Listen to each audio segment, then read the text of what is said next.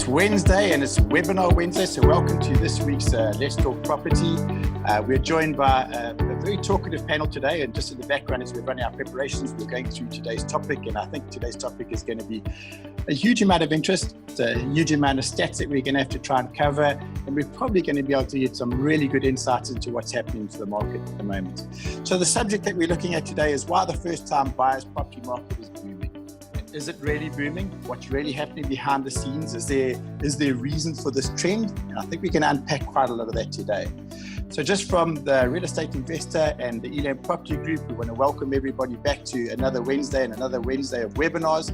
And hopefully we're going to be able to impart some great knowledge to our audience. I really want to thank the panel again. I mean, the panel that really take the time to be part of all this. Most of them have been on these webinars before. Some of them are old favorites. I know that we rely hugely on a few of the people around the room. And I'm going to go a quick introduction just to sort of welcome everybody on. And when I'm introduced them, they're just going to give a little bit of insight as to who they are and what they represent. I'm going to start with Justin. So Justin, if you could just come on and say how's it to our audience and welcome yourself and give us a little insight, please. Good morning. Yes, thank you for having me. I'm from a company called Home Loans. We are comparative home loan service where we assist a buyer to ensure that they get the best possible deal from their bank. So we are able to submit one application to multiple banks to ensure that the home buyer gets the best deal from the bank. And I currently look after the Gauteng province. So a lot of my insight also comes from Gauteng, but we also have a lot of national stats that I'm able to share with you. Justin, thank you very much for joining us, and I think that you're going to play a nice neutral role in the panel today in terms of where you're coming through. So hopefully you'll be the balancing act in some of the conversations that we're going to have. I'm going to go over to Tony. Tony's no slouch in this place. He's definitely been around on a few of these webinars. We do welcome him, and Tony brings quite a little bit insight for us and some of the technical things that we like to talk about, and I do rely on him to give us some insights. He's also very technically savvy in terms of this whole thing, but he's also quite stats driven, and we are quite stats driven by a few of us. But Tony, welcome, and if you can just intro yourself, please. Hi there, guys. Yeah, thanks very much. Good morning or good afternoon, good morning to everyone. Tony Indley from Realtor of Excellence, South Africa's first cloud-based estate agency. We're very excited to be part of the panel today, and we're very excited to see a lot of movement in the first-time home buyers movement, specializing in a lot of new developments from 600 to $1 million rand, which we're seeing. But I'll unpack that for you a little bit later. Tony, thank you very much. And Michelle, definitely you've been on a few of these, and you've become a lot more regular than definitely Derek Watts. He's missed a huge amount of them, so I think you've been on more than he has.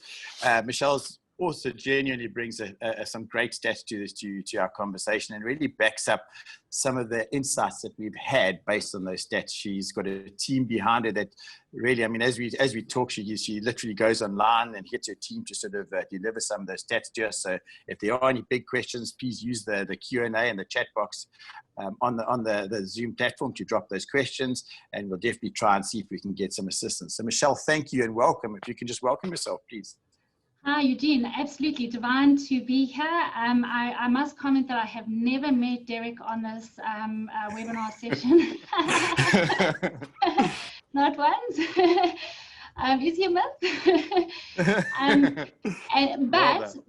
But it is so divine to be able to share some of the data that we're seeing in the background. And thank you for all the questions that you ask, because you ask questions and I go and I come back with the answers, and it gives us the opportunity to look at our data a little differently every time. So it's always fun. Thank you. Thank you, Michelle.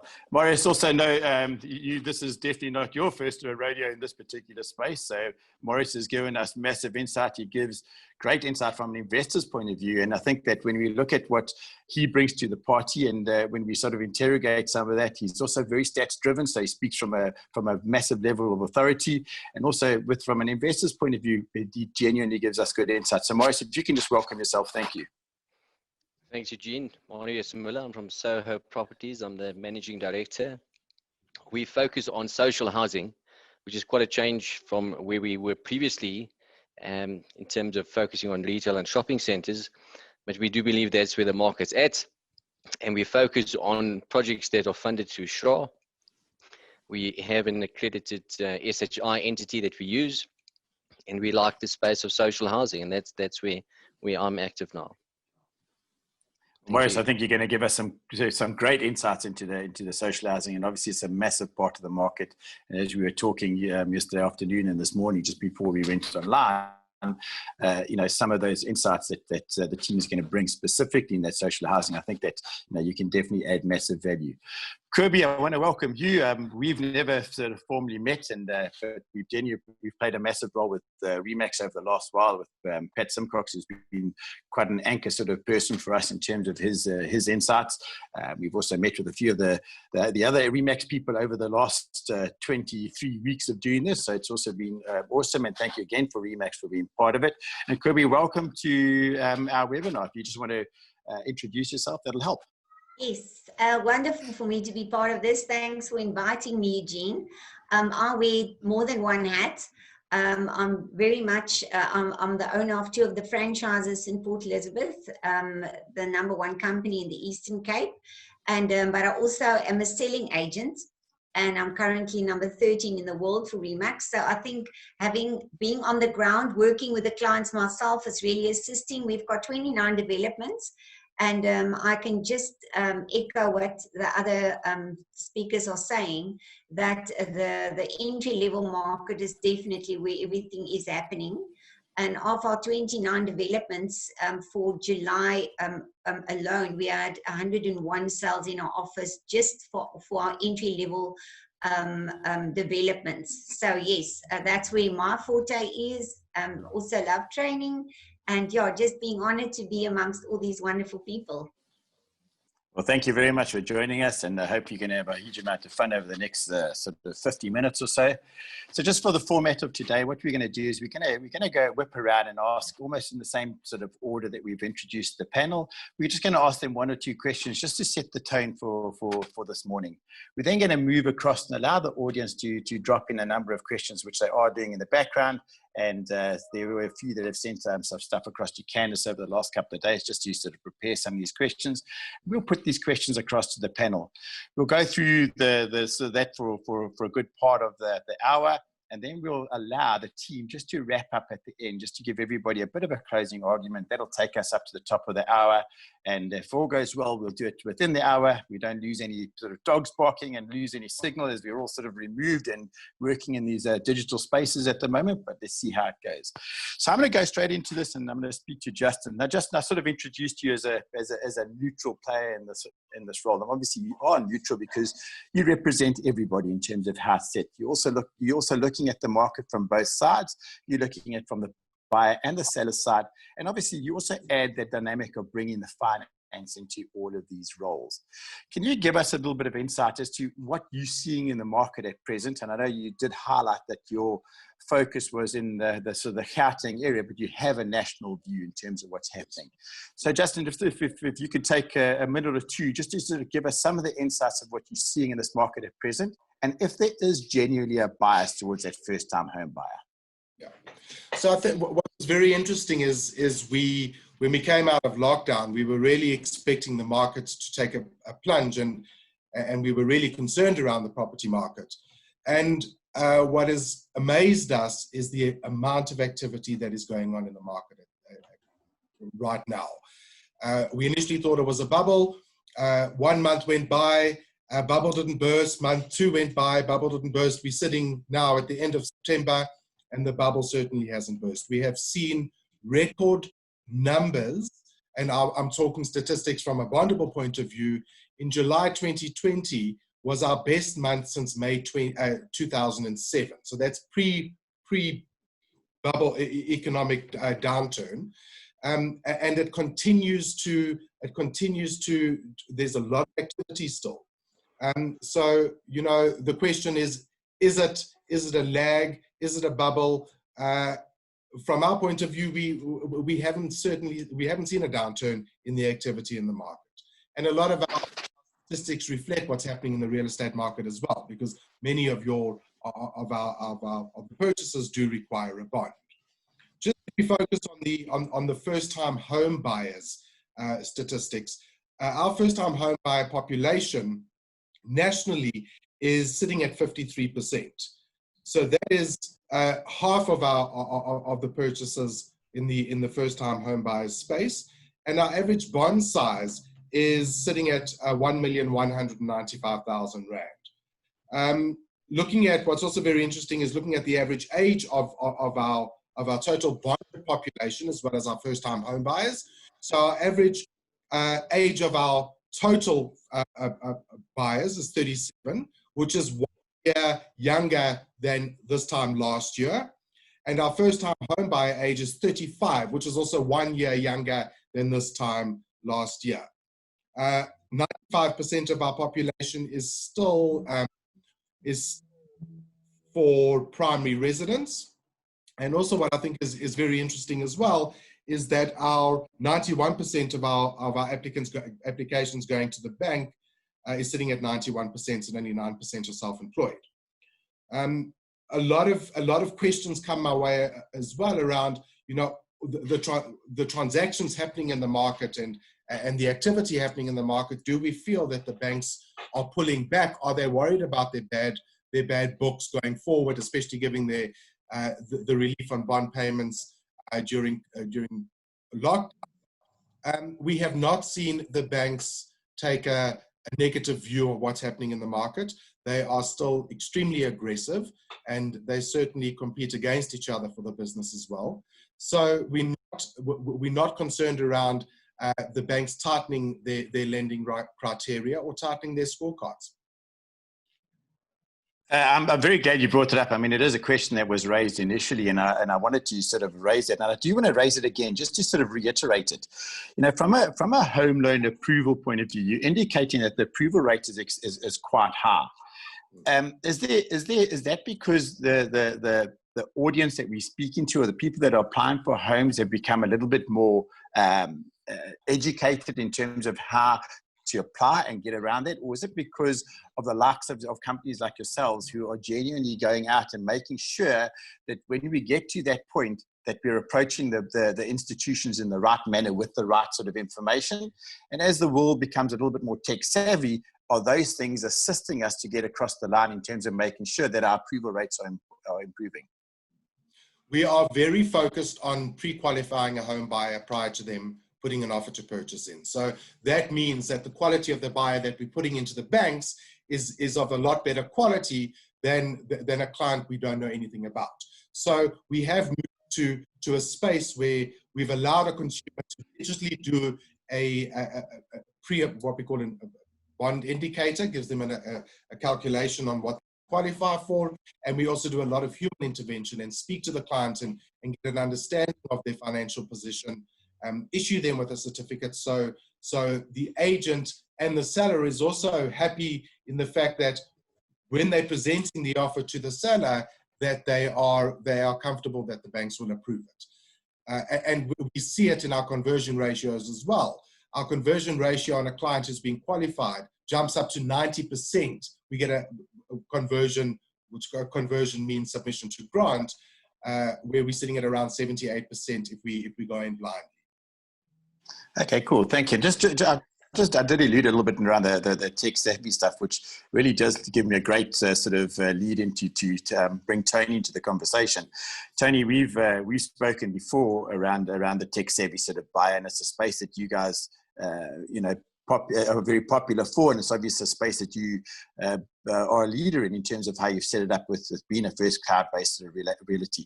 The role of tech in where we are today, and the potential of youth coming into this market for first-time home buyers. Can you give me a sort of an overview, an indication of what you're seeing in your space, notwithstanding that it is normally adopted a lot easier for the youth in terms of being tech savvy? Look, I'm in my 50s and I'm hopefully a little bit technically challenged as my children, but I can definitely get around a little computer, and I've learned a huge amount over the lockdown period. But, it's still something that I shy away from. I'd rather have a genuine face-to-face conversation with somebody than do it sort of digitally. But if you can just give us a little bit of insight from your side there, please. Yeah, thanks for that. I think what's vital, important, I think technology has changed the informational age. And if you take 10 years ago, a couple would get into a car on a Sunday, and we haven't done show houses for 10 years. You get in a car on a show house and go and check what stock is. Now you've got everything at your fingertips, online, on your device. I think social media, video, webinars like this has made a huge part. I mean, in hard lockdown, we sold over 100 units in one of our developments that we launched, and it was clients giving information, educating.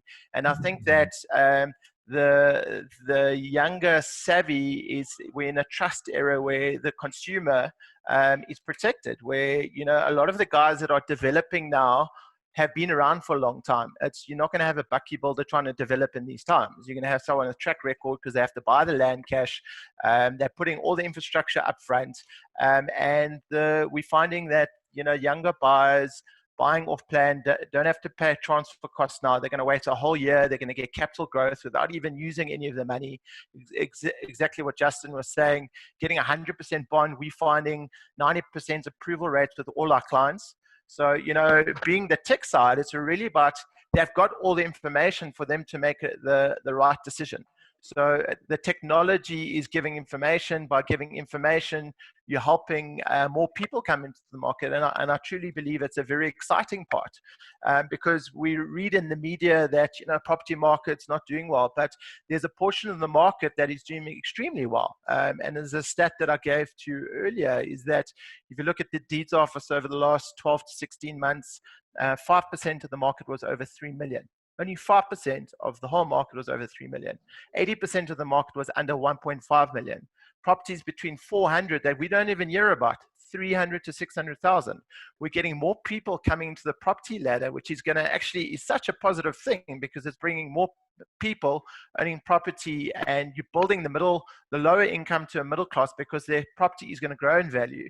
And if we can grow that every year, that for me is exciting. But technology has helped to push the information across to people that didn't know how to buy. Now, through webinars like this, people understand, oh, that's the process. And all the banks, tech, if you look at, you know, like the Uber guys and the Betterbond guys, the guys are there to make it as easy as possible. 10, 15 years ago, a bank application, you would go nuts. Now, the guys are doing everything for you. It's become easier to buy property. So I think that's what's exciting. Just on that, I mean, and I know it's not really an answer that you can sort of give into, but from the deeds office, how far are we away, or how far do you believe we are from turning that into a digital platform where it becomes a little bit more sophisticated in terms of where they are? There is a lag. There was a genuine lockdown of where it wasn't open, and our industry went to sleep for a period of time. Now it's horrible, because you were doing the transactions at their end, but that we weren't able to conclude those transactions. Are we at a point where we as an industry can rally and at least get the deeds office to come online in terms of where they are? Are we in that space now? Have we reached that sort of tipping point where you believe we can actually start to facilitate change in that space? I think absolutely. I think if you look at all the players in the industry, if you look at the banks, if you look at the originators, if you look at the attorneys, I mean, we've been ready to sign digital. I mean, all our systems, is from documents to everything, is digital, but we can't sign offer to purchase digitally. I think that the deeds office is going to get put under pressure, and government under major pressure, because everyone's ready. I mean, why should it? I mean, in America, I'm sitting in Switzerland right now. We're doing a development in the Swiss Alps. From showing a client 2 weeks ago a property, the property transferred today. 2 weeks. Signing documents, transferred today. Now, why can't we have that in South Africa? Everyone is ready for it. The agents are more tech savvy. The clients tech savvy. The banks, the attorneys. Deeds office need to raise the game. They have to. Because you can believe at how much money the government is losing. VAT, tax, income tax, capital gains tax. If you had to get that momentum going, yeah, it's a different, I get goosebumps just talking about it, but how can we have a lockdown where we were sitting at 33,000 deeds office, stuck in the deeds office, and we went from, if you had to sell your house within, let's say, average 90 days, you have to wait another 60 days for the property to be registered? Are you absolutely nuts? you know, from a buyer to a seller to the industry, to there's so many levels in that. That's construction, the suppliers. It's mega. So yes, I think that the, you know, like Reboza and the institutes need to really fight that to try and drive it. Guys, listen, we're in the tech stage. Let us actually build the system for you. You know, sponsor them. I don't know, but it needs to happen. It's nice to have you. To hear you have a very, very sort of industry voice there from all of us, Tony. And I think that there's a huge amount of people nodding in the background on the panel, just in sort of almost applauding you in terms of your conversation. Yeah. Tony, I am going to come back to you in a couple of minutes around some of the product, and I'm going to lead that off to just now with Kirby, but I'm going to go all the way through to Michelle, because Michelle's going to really help paint a picture for us. Yeah, Michelle, I mean, we started off yesterday when we introed, and you probably dropped some of the most scary stats that could be dropped out there. And in terms of where we're sitting from an unemployment rate in South Africa, you know, notwithstanding what the figures are showing, you know, that move from the 20-odd% to 50-odd% in terms of where it is, depending on who you're talking to and how those stats are measured. We're probably in a situation where 4 out of 10 South Africans are unemployed. And you know, we're talking about that first-time home buyer, and we're talking about how big this market is, whether there is a bubble, how long can this last. You know, there's a lot of the stats that are pointing in a negative side, but yet at a practice level, there's quite a lot of positivity happening out there. You know, from your insights, is there some sort of thing that you can help us understand this, or give us some insights, and really just using the stats that you guys from TPN populate and use on a day-to-day basis? Could you give us some insights there, please? Yeah, so Eugene, I mean, I can only speak to what the stats say. I know we want to talk positive, but I can honestly only speak to what the stats say. And so from yesterday's announcement, where we've had 2.2 million people who are less employed in the market, that impacts the amount of people, the demand side of the tenants both, and the purchasers. So from TPN's perspective, the data that we're seeing is that we are absolutely in a tenant market, which is a good thing for tenants, right? So there's the positive spin. That is a fabulous thing if you're a tenant. You have a wealth of properties available. We're seeing a concentration back into that below 7,000 Rand value. So if you're an investor and you're looking for the sweet spot is in the 4,500 to 7,000 Rand range. 56% of tenants at the moment are renting between 3,000 and 7,000 Rand. Our 3,000 to 4,500 Rand is a bit of a challenge from a collection perspective, but for investors in the sweet spot, that 4,500 to 7,000, and again from the 7 to 12,000 Rand bracket, absolute sweet spot for investors. But there is a lot of stock available on the market. So look to where you want to buy, the areas that you want to buy, etc. From a recovery perspective, I mean, we're looking at the commercial rental monitor, and we're seeing that in Q2, only 1 in 2 tenants were in good standing with their rent. And we've been watching it July, August, September. And on the commercial side, we're starting to see little green shoots of recovery. I'm not going to lie, that's great. The green shoots of recovery that I'm talking about are 1 or 2% per month. So from 1 in 2 tenants not being in good standing with their rent in Q2, we're now sitting at 54. Maybe we can squeak 55 by the end of this quarter, which ends today. So maybe there's a little recovery on the commercial side. But until there's recovery on the commercial side, that's going to be difficult, because our businesses are obviously employing, they're the employees of the market. And so we need that recovery in order for the job recovery to come through. From our tenant side, we're still sitting preliminary data for Q3. As you know, when we released Q2, I think it was 73.5% of tenants in good standing. Not as bad as the global financial crisis, but we're not seeing the recovery yet. That's still sitting for July, August, and September at around about 74%. The challenge, though, is not across the whole board. So the challenge in our 7 to 12,000 Rand rentals above 80%. The challenge is in the top end of the market and the really low end of the market, those tenants below 3,000 and even creeping into the 3,500 and 4,500 Rand bracket. From a first-time buyer perspective, though, what are we seeing from a first-time buyer perspective? On our tenant database, we're seeing for the first time that there's a shift in the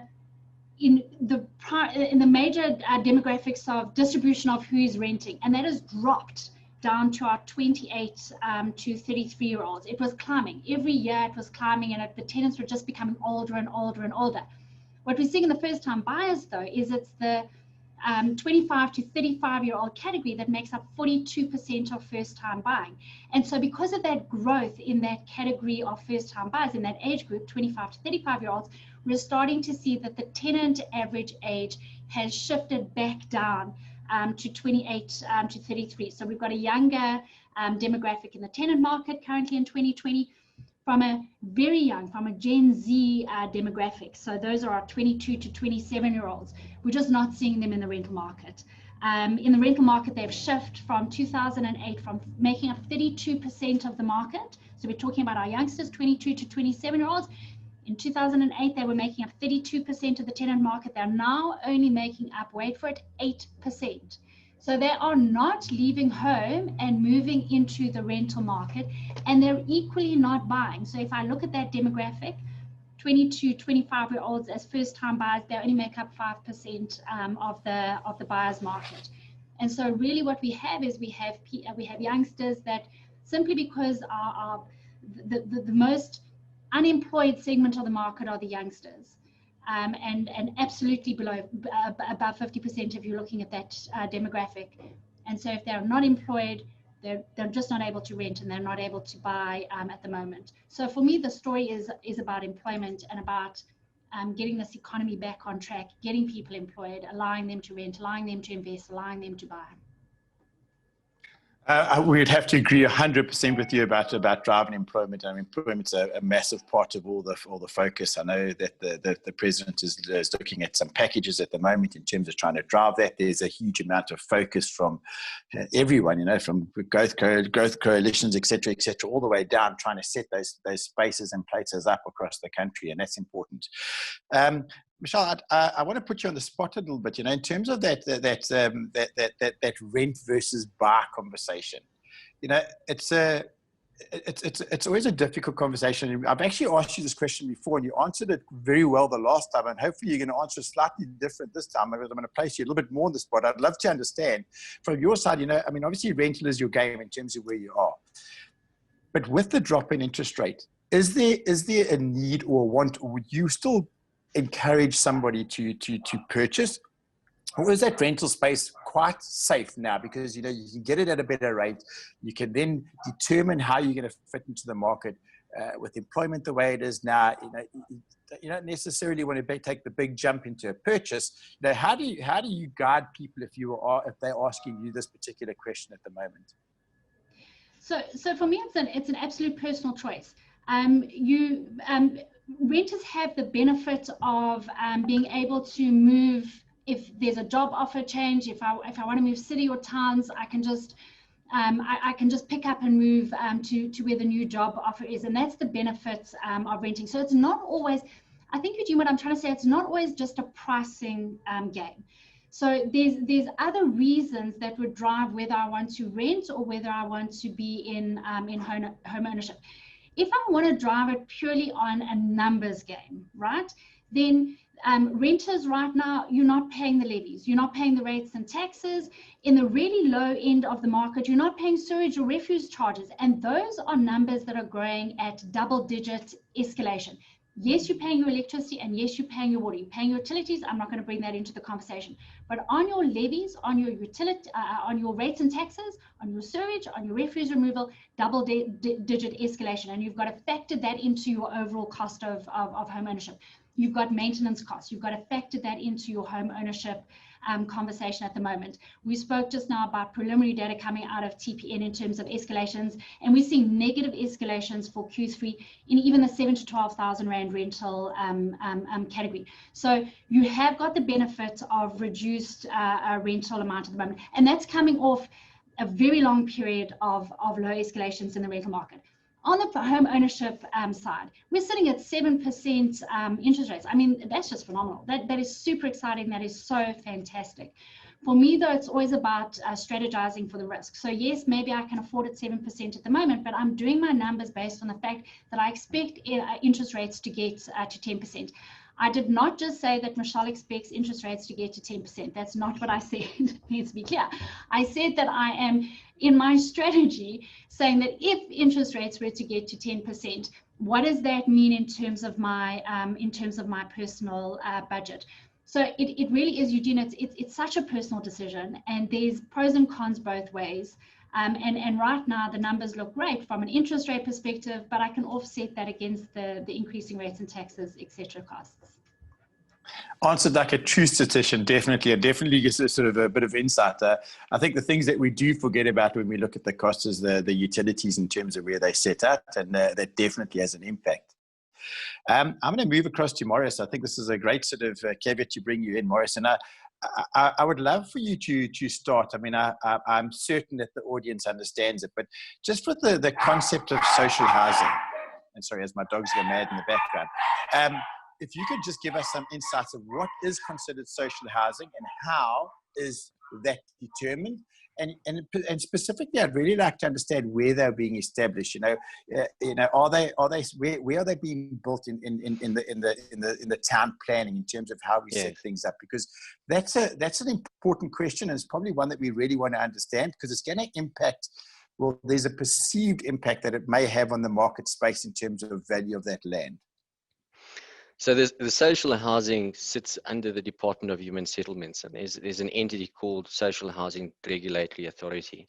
And what that entity does, it administers social housing on behalf of government. Essentially what it comes down to is that there is a subsidy that's available to developers and investors and property owners of about 60% of your development cost. Now, what happens is that you then given the 60%, and I'll come back to that in a moment, and the give that you then have from your side is your rentals are lower. So for example, you've got 5 different rental bands. The first one is 10% of the units that you've built. You've got to build a unit of at least 30 square meters, and that rental is an amazing 625 rand. Okay, so you would then go up to different bands. Goes from 625, 1,250, 2.5, 3.6, and it goes up to 4.8. Okay, now those areas that you're targeting, we've got a slightly different philosophy. Government has published areas, 3 zoning zones. And those are the areas where you are able to do these social housing developments in. Sometimes you find that these zones are in areas that, to a certain extent, entrench dysfunctional town planning policies that were there previously. So our focus is more in terms of trying to get these developments closer to places of work and places of places of where there are services and so forth. We focus on the CBDs. We think the affordable market is quite challenging. I think Michelle has led, sort of commented on that as well. But we also think the traditional suburbs that are closer to the CBDs and workplaces. So that's really where we like to focus. And what I think is going to happen is, as there's more pressure on disposable income, okay, people will be buying down. So there are those who are buying, and I'll make a comment regarding my views on what's happening at the moment, but there are people who are buying, there are people who are renting, but I think there's some really important things and facts that we have to bear in mind. You've got job losses of 2.2 million people. Now, 2.2 million people means that there's probably 10 million people who are affected by those job losses. Okay, it's not a one-to-one kind of relationship. We've got the SARB who's forecasting an 8% decrease in GDP. Now, I think SARB's got the best econometric systems and forecasting models out there, and I think they're pretty good in terms of their forecasting. Now, if you think that job losses shrinking of the economy is going to lead to a boom. It's simply not. It's really not going to happen. So we see this downward movement where people have to buy down, and we think this support net that government is creating through social housing is going to assist in that regard. Just coming through to the, what we're seeing at the moment with the increase of buyers, just as we're seeing more properties going through the deeds office, post level 2 and so forth, and level 3, there's a good reason for that, because essentially you had built up the dam wall, and that, you couldn't transfer properties.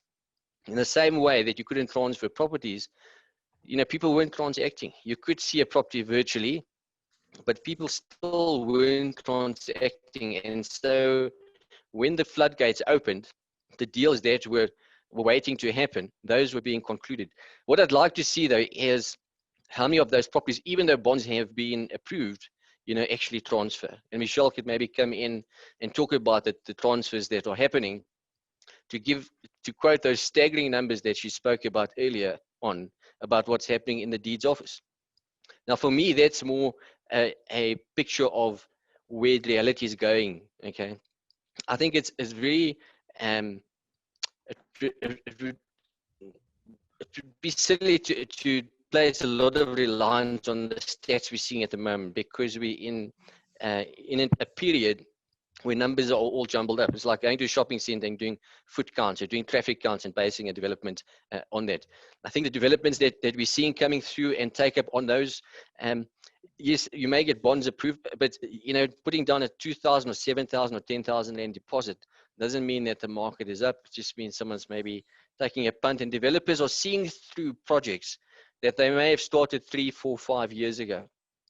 I think there's other dynamics that we need to take into account as well. Is the interest rate decrease is a significant issue that we need to consider, because if you take someone, I think as Justin had mentioned earlier about the home buyers, first-time home buyers, the average age coming down by 1 or 2 years, there's not a significant shift. But what you're saying is that a lot of those first-time home buyers are sitting in their mid-30s.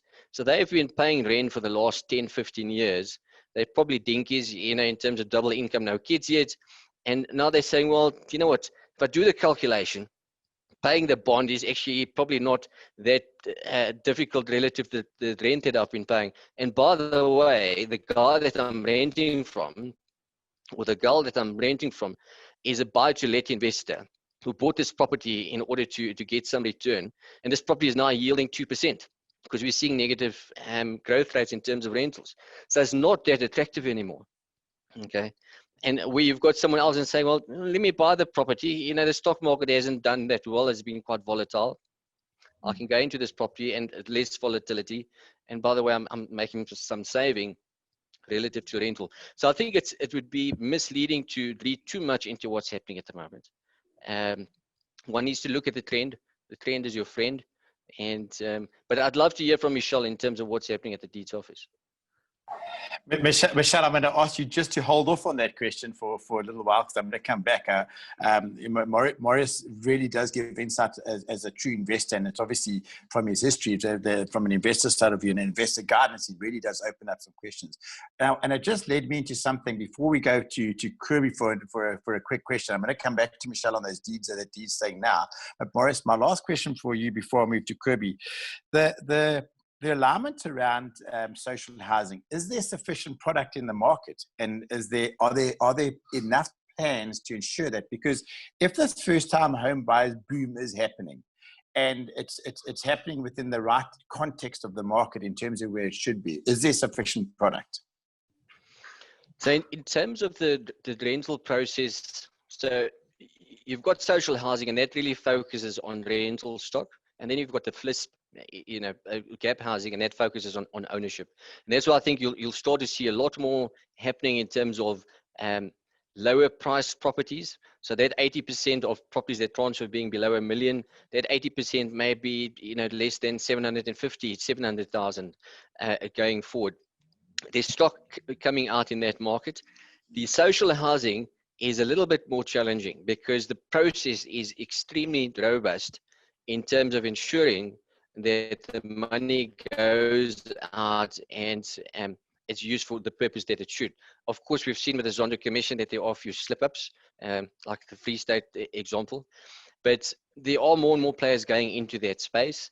There's a great team at Straw in terms of the abilities to help the process along. But I think it's just so difficult to catch up and fill the gap that exists. So let me give you a quick example. In terms of the government's medium-term strategic framework plan, which is from 2014 to 2019, we had something in the order of 12,000 social houses that were delivered. Minister Sisulu earlier this year quoted a number. She said 2.3 million households live in informal sector. 52% of those qualify for social housing. So they have income between 1,500 and 15,000 rand. So that's 1 million households that you have to build houses for, right? And it grows at 178,000 households per annum nationally, right? We've delivered 12,000 over 5 years. Currently, there's another 13,000 that have been approved by Straw, of which 6.5 have been built. So the need is always going to be there, and the need is growing. It's very difficult to close the gap. I don't think it's going to be closed in our lifetime. There's not enough stock, but there is movement and there is improvement in terms of delivery.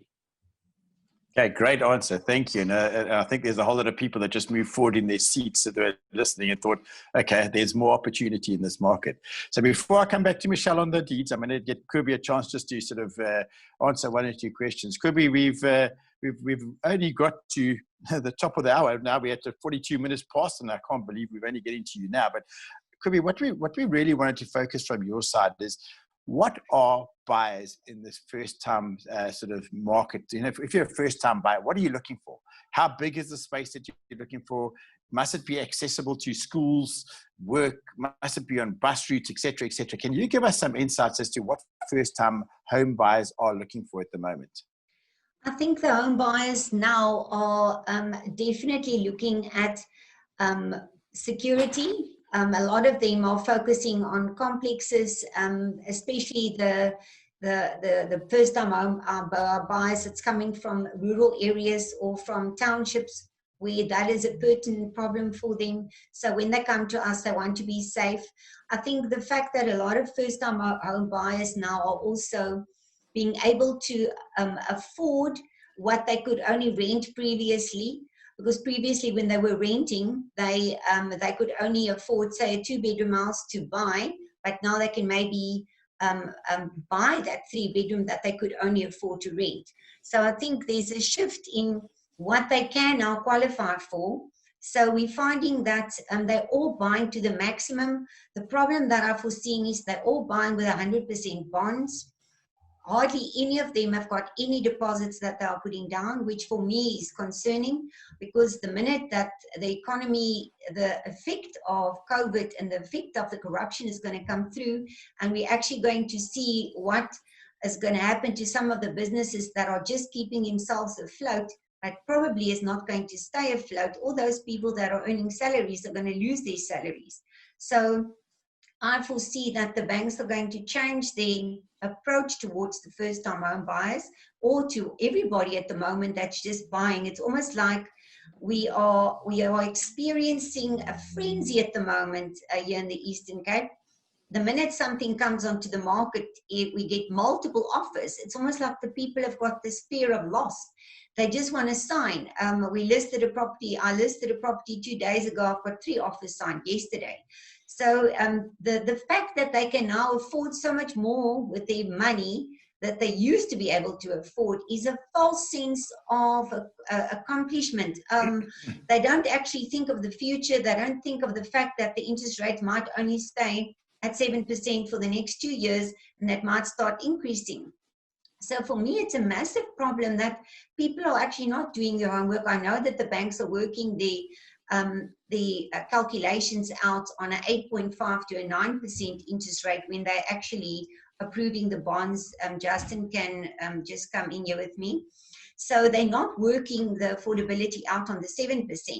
They're already working a buffer in of 1.5%. But I foresee that we are going to run into trouble, and the banks, if they don't start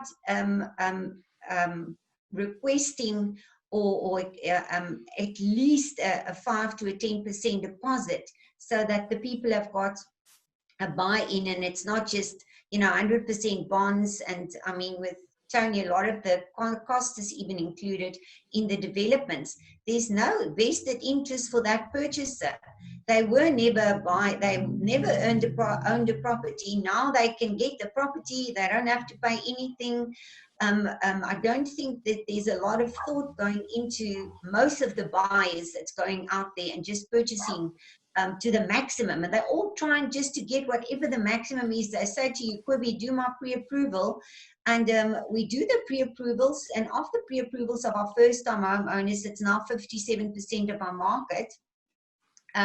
When we do it, 40% of the people that we do the pre-approvals with are falling out.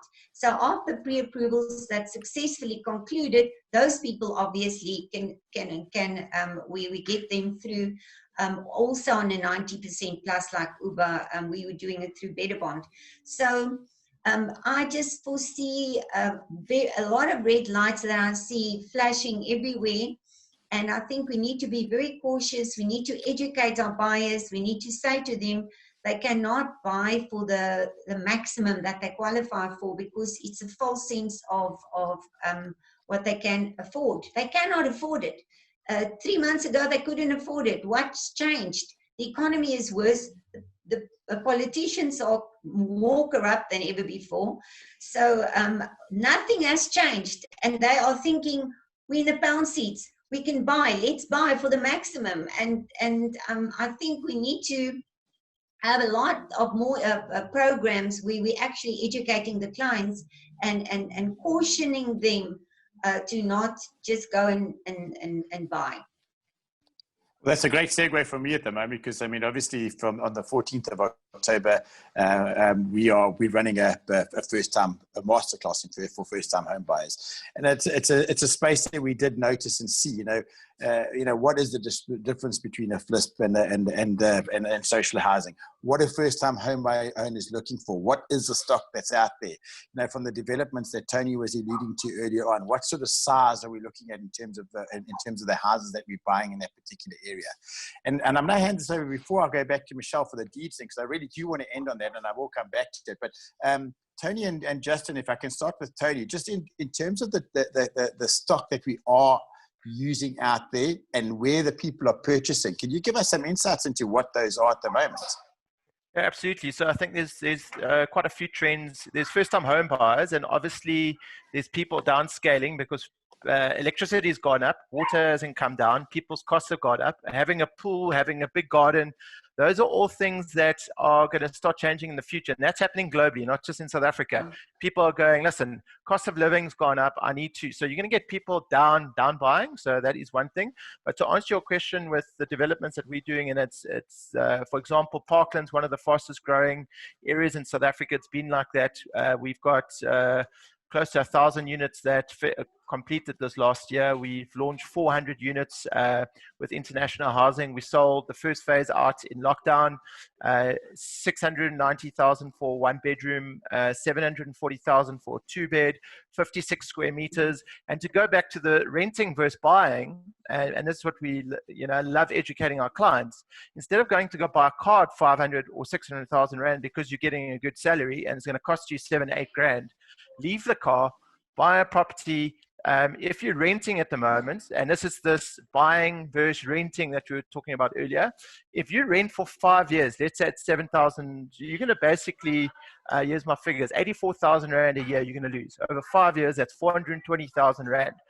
Because you're not in the property market, you're not having any capital growth. So if you take capital growth at the moment, sitting Cape Town between 3 and 4%, you're losing that 32,000 over 5 years, it's 128,000. So over 5 years, if you're renting, you're losing 548,000.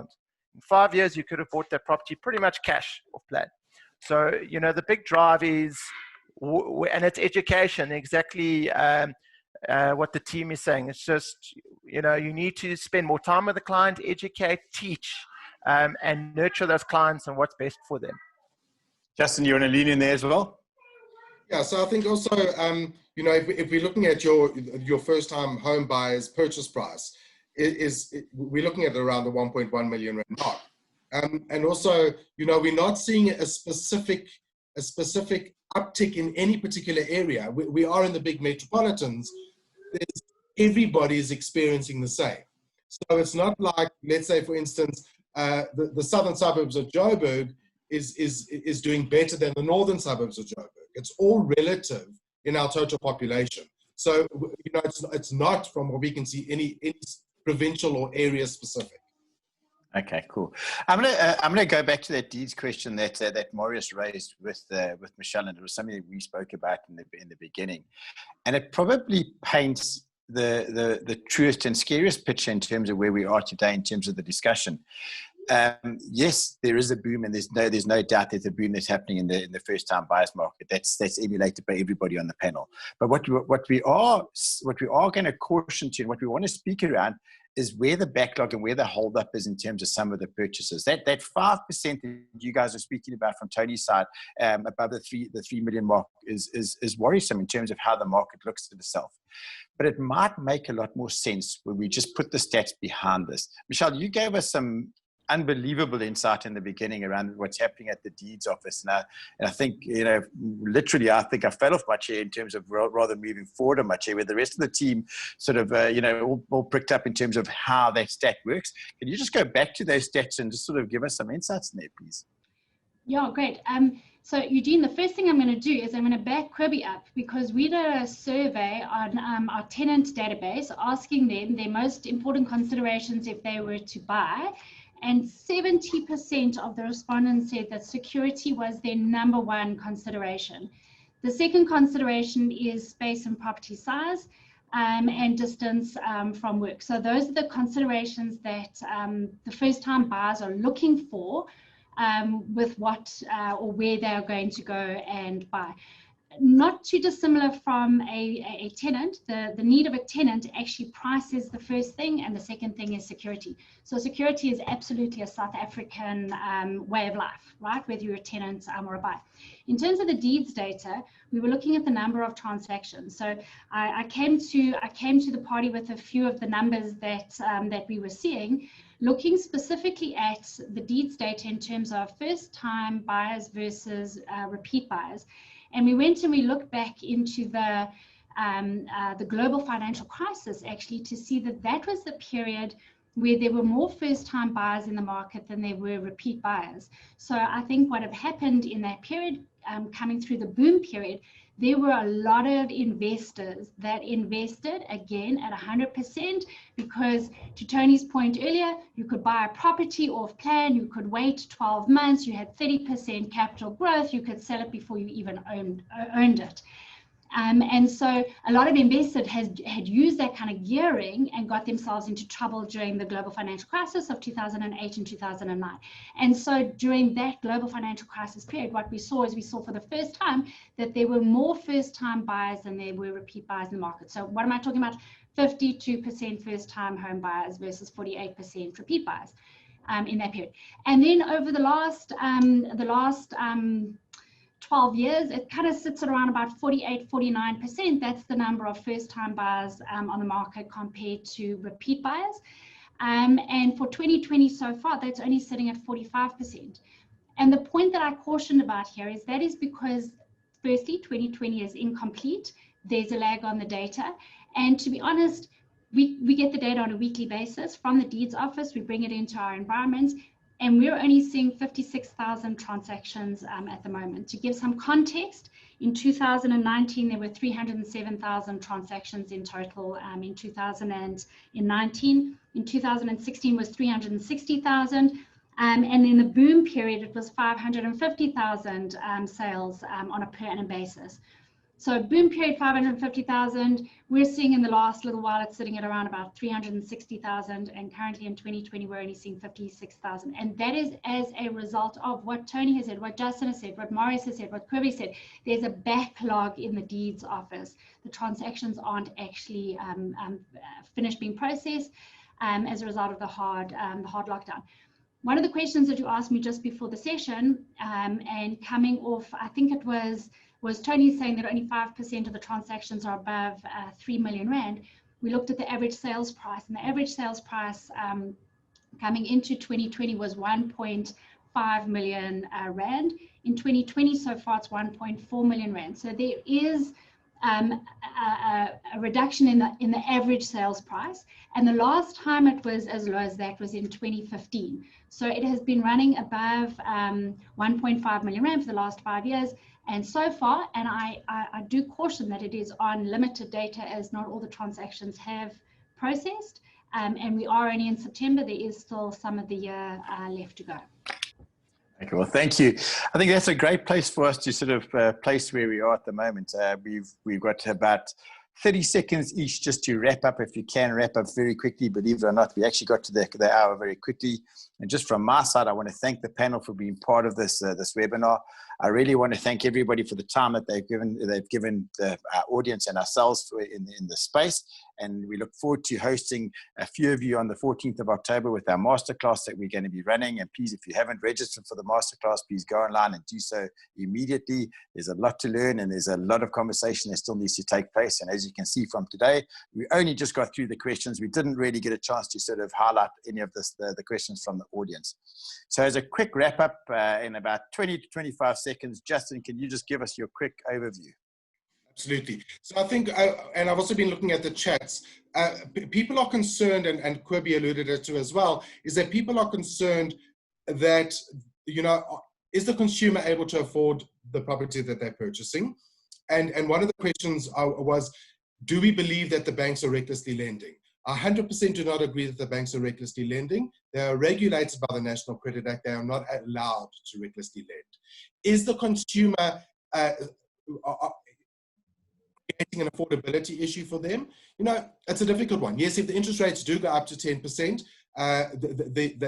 they may feel the pinch, but the banks would not give a facility if they're not comfortable. They don't want to be in a situation where their bad book is sitting at 30%. So they are still very cautious. What we are seeing is the quality of the buyer.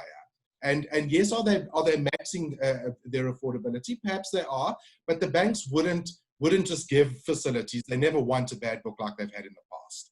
So I think the banks are still doing a good job. Justin, thank you very much. And I'm going to go over to Tony in the Swiss Alps there. If you can just give us your goodbye note, please. Yeah, two things. I think that population growth, I mean, Western Cape grew by 30% in the last 15 years. So I think that people are always going to need property, always over a roof of their head, always a good investment. Second thing is a year ago when we launched development, I would say 60% were investors, which is always worrying for us. We're trying to get more homeowners. Right now, 80% more homeowners buying in our developments, which for us is very important because the people who should be getting into the property are getting into, and it's not investors buying 5, 6, or 7. So that market is evening out. Thanks, guys. Thanks for the good session. Thank you, Tony. Michelle, thank you very much for all your insights again, and the conversation that you brought to the table, I think was quite important and great information. So if you can just give us your little parting wisdom there, please. So I'm going to finish with backing Justin up here. Just before lockdown, the National Credit Regulator releases its credit provider numbers. And in the report, 91%, and it runs at around about 91, 92% of mortgages are paid in the current month. And those are the best performing out of all the credit agreements. People take the roof over their head as their most important payment, and that was 91%. The question is what the bad debts are going to look like, and I agree with Kirby that there is a lot of bad debt coming. There are reports of tsunami of distressed properties coming on the market, and it's not because necessarily that people got themselves into trouble because the banks lent recklessly. No, it's because we're stuck with 2.2 million people without jobs in the last quarter.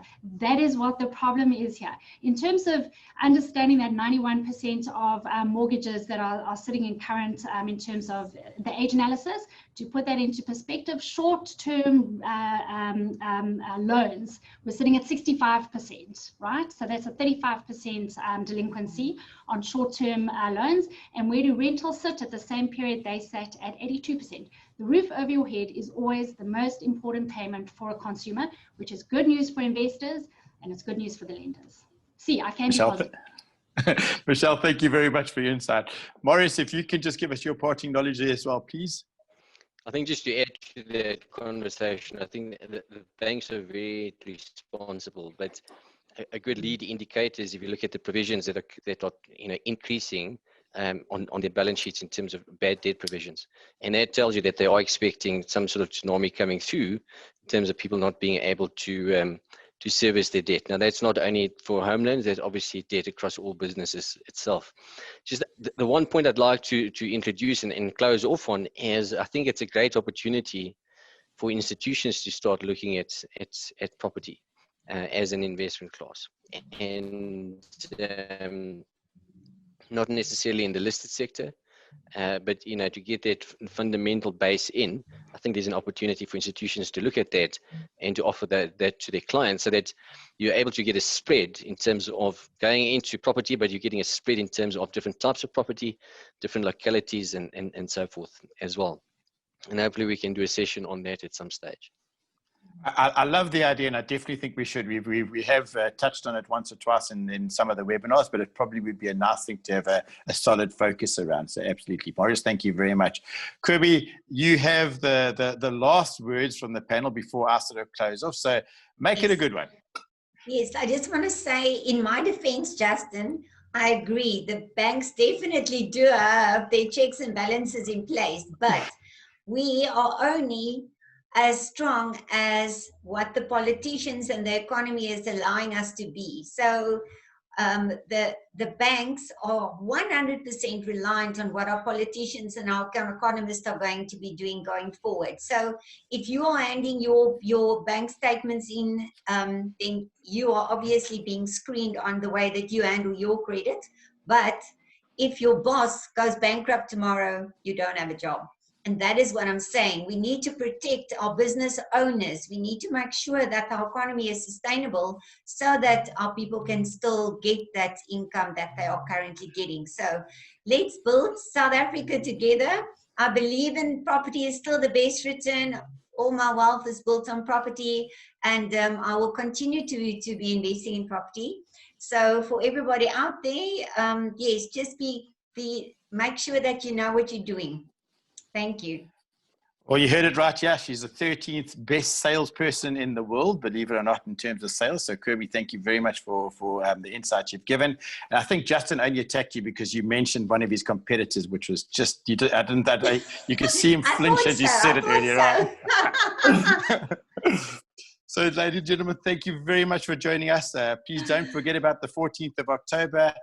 For first-time home buyers. And again, on the 11th of November, we're going to be looking at the international market for buyers looking to sort of spread their investments over the waters. So if you can look on the 11th of November, we will be hosting a sort of half-day long seminar. From the guys at Elan Property Group and from the Real Estate Investor, thank you very much for taking the time to join us all. We look forward to hosting you again next week. And next week it will be Neil who's going to be hosting. I just want to run through the subjects that he's going to be going, but please go online and have a look at what we're going to be hosting for next week as we start to run up to the main seminar that's happening on the 14th. So thank you very much for joining us to the panel. Thank you for your insights. Thank you for your input, and thank you for your time. Hi, I'm Derek Watts. Blythedale Coastal Estate is Africa's first eco-smart city. 80% off-grid, solar power, desalination plant, fiber to the home and 5G Wi-Fi. Holistic estate app. Smart estate utility management. Smart home. 1,000 hectares of inclusive mixed-use development. Eco-design guidelines. 6 kilometers of beach and river frontage. 320 hectares of indigenous forest. Cheers for now, and I hope you'll join me as a neighbour in the Blythedale Coastal Estate community.